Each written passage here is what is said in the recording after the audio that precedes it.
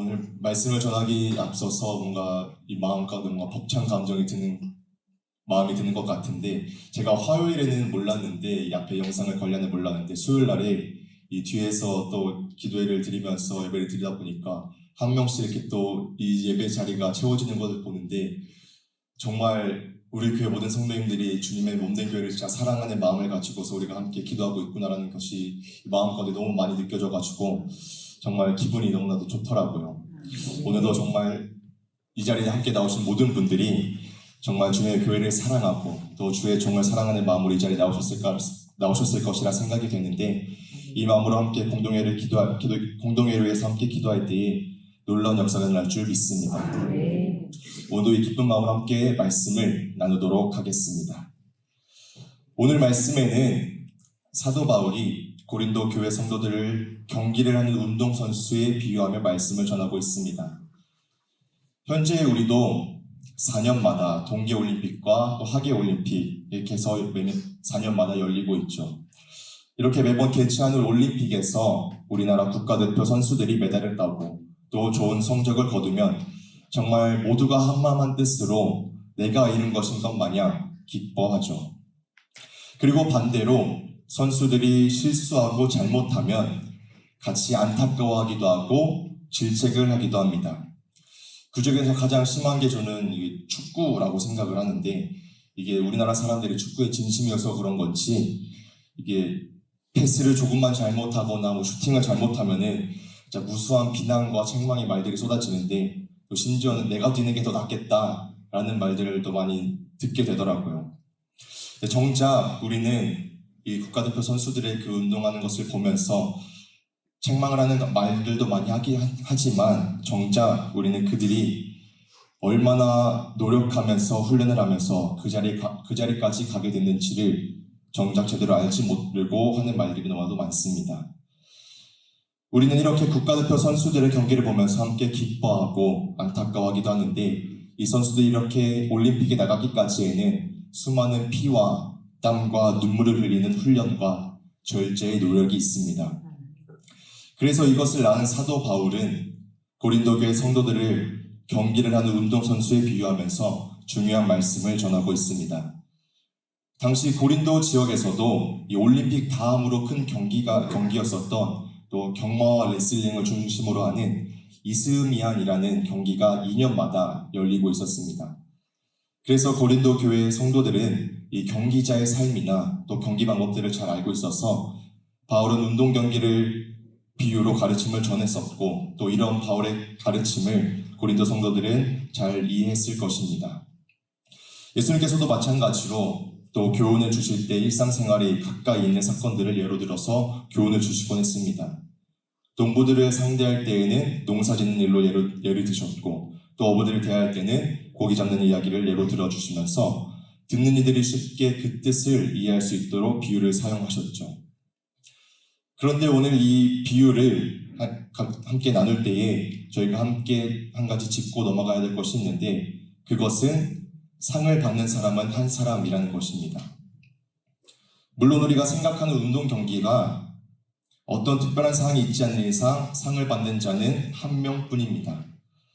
하지만 하나님 앞에서 뛰는 경기인 우리의 신앙의 경주는 승자가 하나로 제한되지 않고 모두가 상을 받을 수 있도록 하나님께서 하셨습니다.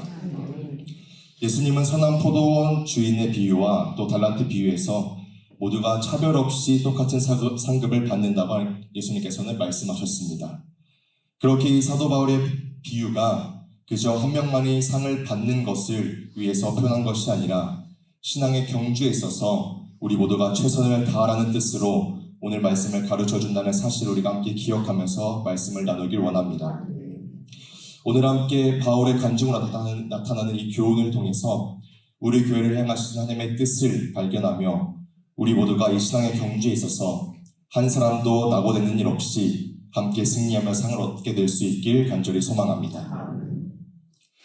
오늘 말씀에서 바울은 운동 경기에 비유하면서 말씀을 전하는데, 이 말씀 중에서도 사도 바울의 가장 큰 가르침은 바로 25절 말씀에 나오는 절제입니다. 아까도 말씀드렸듯이 운동선수들에게는 수많은 피와 땀과 눈물을 흘리는 훈련과 절제의 노력이 있습니다. 선수들이 어떤 대회에 나갈 뿐만 아니라 금메달을 따며 또 좋은 성적을 거두기 위해서는 수많은 절제를 해야 합니다. 먹는 것도 절제를 해야 체중을 유지할 수 있고, 자는 것도 절제해야 게으르지 않게 정해진 훈련 일정에 맞춰서 연습을 할 수가 있고, 또 놀고 취미 생활을 하는 것도 절제를 해야 더욱 성장할 수 있는 선수가 될 수가 있습니다. 이렇게 상을 얻기 위해서는 수많은 절제의 노력이 필요한데, 오늘 말씀에서 바울은 이기기를 다투는 자마다 몇 가지만 절제하면 되는 것이 아니라 모든 것에 절제해야 한다라고 말씀하고 있습니다. 먹는 것, 보는 것, 또 듣는 것과 말하는 것 등 모든 것에 있어서 절제를 해야 신앙의 경주에서 상을 얻게 된다는 것입니다. 그리고 이어서 말씀하는 것이 그들은 썩을 승리의 간을 얻고자 하되 우리는 썩지 아니할 것을 얻고자 하노라 라고 말씀하며, 비유하는 운동선수들도 결국에는 썩을 영광을 위해서 노력한다고 드러내고 있습니다. 아무리 운동선수들이 열심히 노력하고 이 땅에서 많은 승리와 영광을 얻게 됐을지라도 그 선수가 죽게 되고 나면은 그 모든 승리의 영광도 결국에는 과거로 사라지게 됩니다. 하물며 이렇게 썩을 영광을 얻기 위해서도 필사적인 노력을 다하는데, 썩지 아니할 영원한 영광을 얻기 위해서는 더욱 힘을 다해야 할 것입니다. 정말 우리 모두가 이 절제라는 것이 얼마나 중요한지를 깨닫는 이 시간이 되어지길 원합니다. 사도 바울은 이 절제에 대해서 오늘 말씀에서만 언급하고 있지 않습니다. 사도행전 24장 25절 말씀에 바울이 돌아다니면서 복음을 전했던 것을 한마디로 요약하는 말씀이 나오는데, 우리가 함께 같이 찾아볼 수 있으면 좋겠습니다. 사도행전 24장 24절과 25절 말씀을 함께 읽도록 하겠습니다. 사도행전 24장 24절에서 25절의 말씀입니다. 제가 가진 성경책으로는 신약성경 231페이지에 있습니다.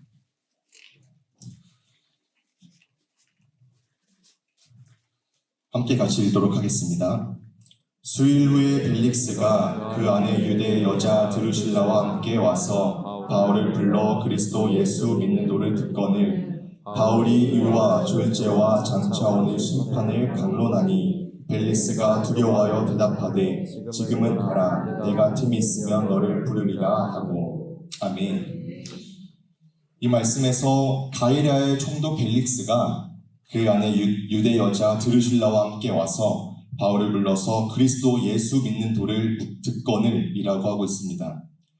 예수를 믿는다는 게 무엇이냐 하고서 묻는 것이죠. 이때 바울은 어떻게 말씀을 하냐면 의와 절제와 장차 오는 심판을 강론하고 있습니다. 여기서 의와 심판은 우리가 쉽게 이해가 됩니다. 의는 예수님을 믿어서 의롭게 되는 것이며, 심판은 장차 예수님께서 재림하셔서 영원한 천국과 지옥으로 나누시는 것입니다. 하지만 우리는 이 둘만 잘 알고 있습니다. 예수 믿고 천국 간다는 것을 아는데, 사도 바울의 말씀에는 중요한 사실 한 가지가 더 있습니다. 그것이 바로 절제입니다. 바울의 말을 통해서도 알 수 있듯이 절제는 의와 심판 사이에 있는 것입니다. 우리가 의롭다 하심을 받았으면 하나님의 말씀을 따라 절제하면서 살아야 한다는 것입니다. 예수 믿었다 하면서 무슨 면죄부를 받은 듯이 함부로 막 살고 그러다가 예수님이 심판하시면 나는 예수님 믿었으니까 천국 가겠지, 이게 절대 아니라는 것입니다. 예수 믿는 사람의 도리를 지켜가면서 살아야 되는 것인데, 그것이 절제라는 것입니다.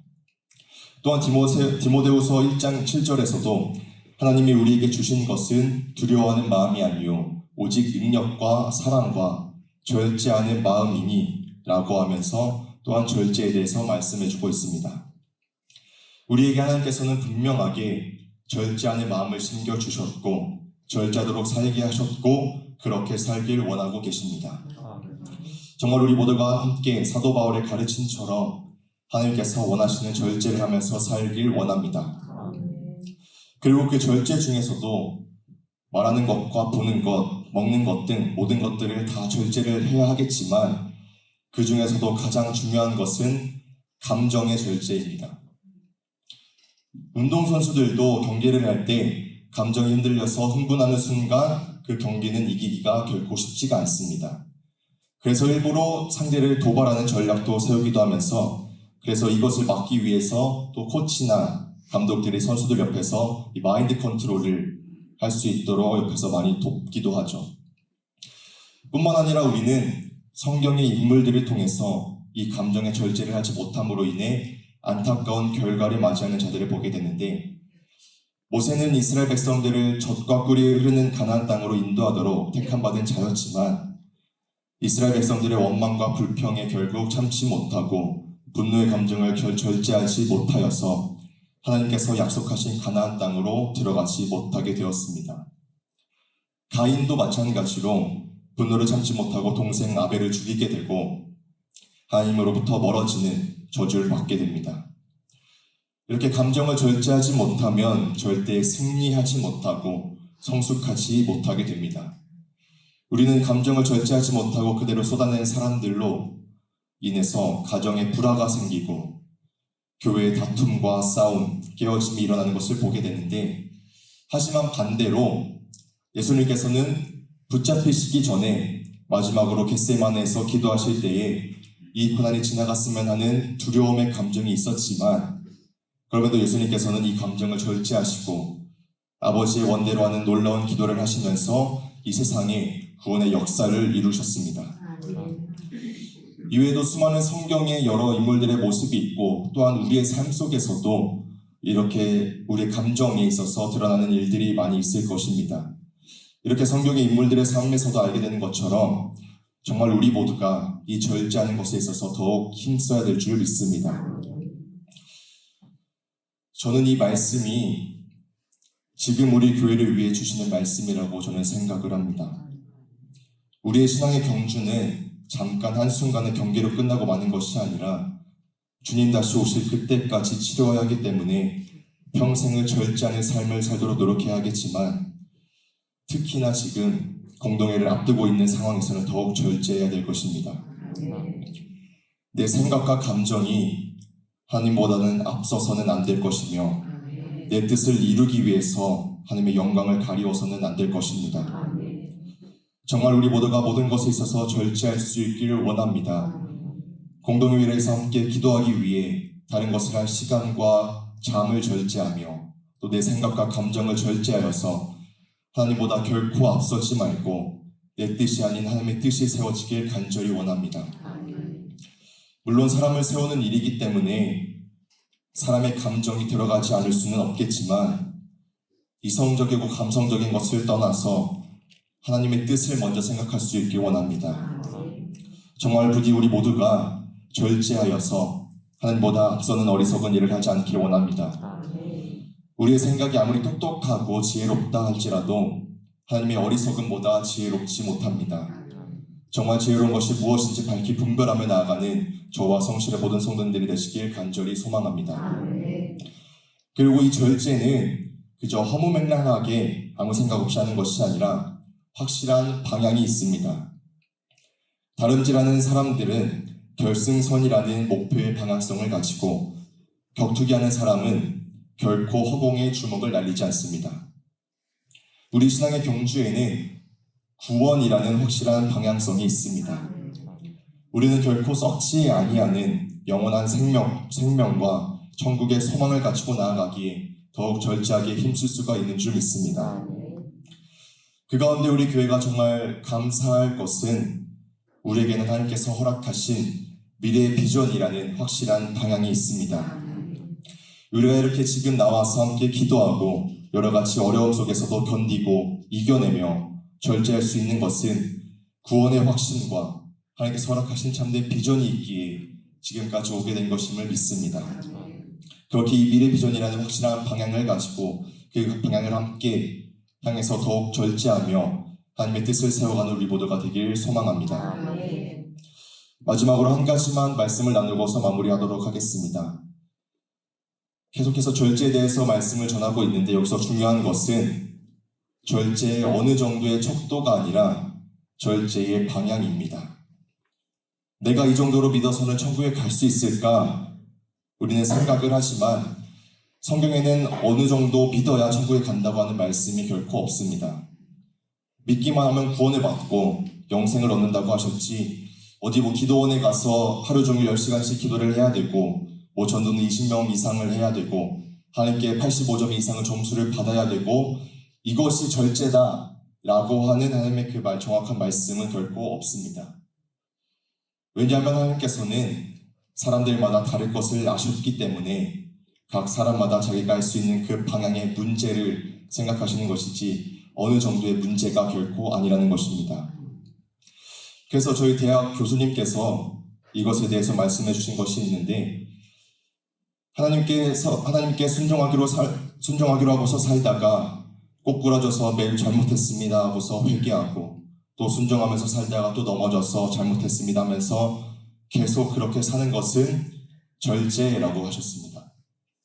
그런데 그냥 마음 편하게 아무 생각 없이 죄 가운데 살면 그건 그냥 꼬꾸라지는 것이고 절제하는 것이 아니라고 하시더라고요. 그렇게 우리가 몇 점 이상이냐의 문제가 아니라 방향의 문제이기에 하나님 앞에서 항상 절제하면서 살아야지 하면서 이렇게 절제하고 가슴 아파하고 하는 것이 절제인 것이라고 교수님께서 말씀하셨는데, 저는 이게 맞다고 저는 생각을 했는데 이 마음에 너무나도 큰 감동이 있었습니다. 그래서 아무리 절제를 하려고 해도 이 마음을 괴롭히고 죄로 자꾸만 유혹하는 사단의 관계가 있어서 사도 바울은 내가 내 몸을 쳐서 복종하게 한다 하고 말하고 있습니다. 내가 내 몸을 쳐 복종하게 한다는 말은 전쟁에서 승자가 패자를 종으로 끌고 오는 것을 비유한 표현인데, 바울은 그만큼 하나님 앞에 자신을 철저하게 복종시키려고 힘쓴 것입니다. 우리는 절제하기 위해서 우리 몸을 쳐서 하나님의 말씀에 복종하게 해야 합니다. 하지만 이게 결코 쉽지 않기에 그것을 아시는 하나님께서도 그저 알아서 해보라고 하시지 않고 성령을 보내주셔서 감당하게 해주셨다는 사실입니다.